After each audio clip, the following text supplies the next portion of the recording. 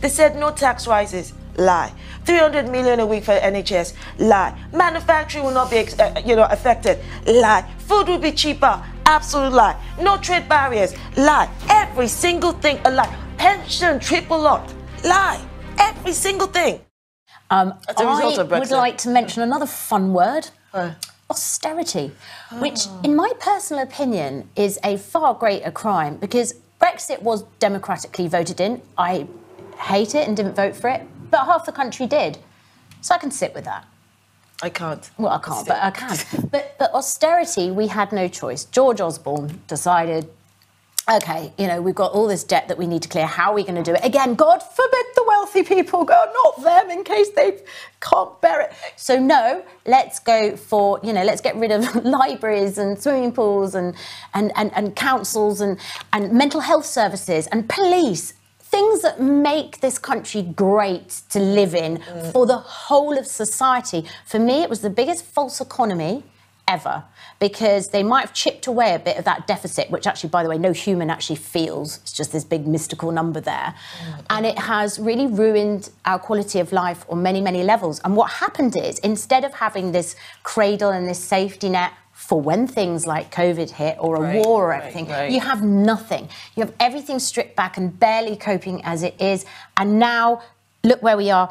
And, the rest of Western Europe have sort of still got these safety nets in on social factors like that. And, somebody from the UN was saying, now what we're heading for is some really bad aspects of the states.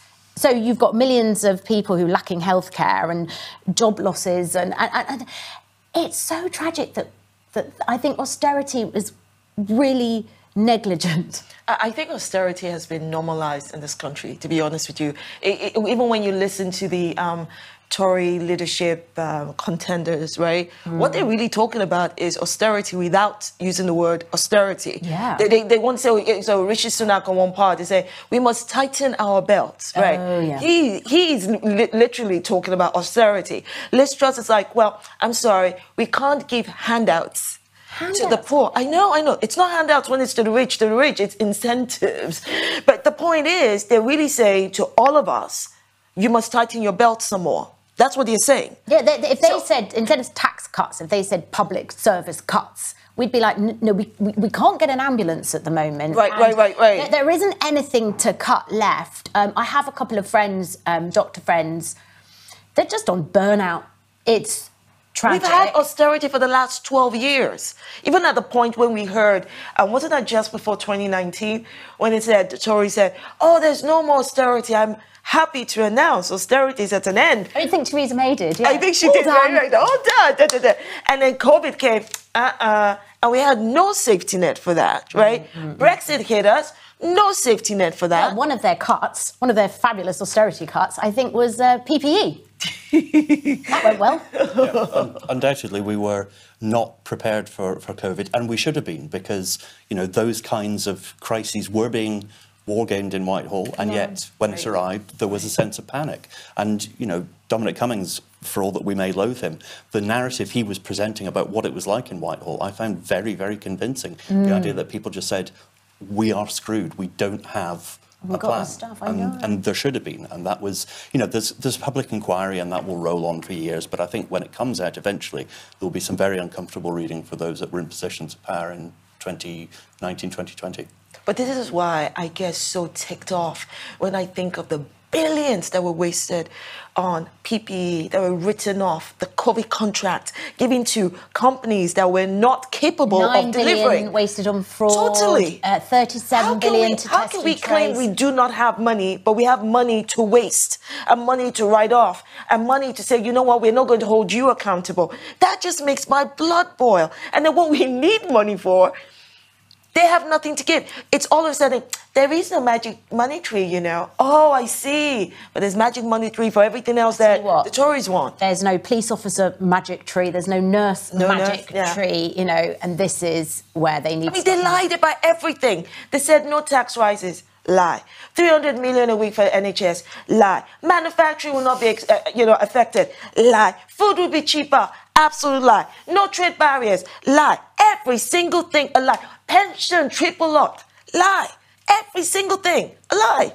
I think, to be fair... There's no fair... No. Brexit was pre-COVID, and COVID is something that, you know, hit globally. And the fact is that we did find a magic money tree for COVID. We had to. We spent billions and billions of pounds. That was the right thing to do. Not all the decisions were taken wisely. That's a combination of incompetence, graft, corruption, and I think just panic as well. I think people threw money at problems hoping that they would solve them, and not everything stuck. But I think there's a more basic philosophical question, and you alluded to it earlier, about deficit and debt, as to whether those are things which we need to concentrate on paying down, because we've been left with a huge debt because of COVID, which was the right thing to do. And, you know, Rishi Sunak was there to open the taps when it was appropriate. But do we now try to address those, or do we say, as Liz Truss has kind of been alluding to in a way, we don't need to do it as quickly as we did, or we can pay them down the way that war debts were paid down? I mean, if you look historically at the kind of debt that countries have borne for major conflicts, you know, we paid off our war debt to the Americans about 10 years ago, I think. Yeah. You know, the Americans are still paying off the debt for the Civil War. You know, these things can be managed over a much longer time, and that's a conscious decision we could take. But I think, unfortunately, because of the way particularly the Tory leadership is panning out, that's not a discussion people are really having. They're having a discussion about gendered bathrooms. They're having a discussion about, you know, what should be in history books,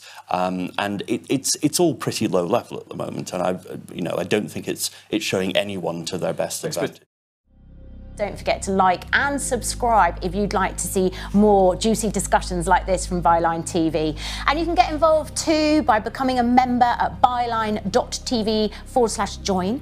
And then if you sign up, you'll be supporting Byline TV, and you'll get access to loads of perks too, like deciding what topics you would like to see on the table and telling us what questions you'd like to see the panel answer.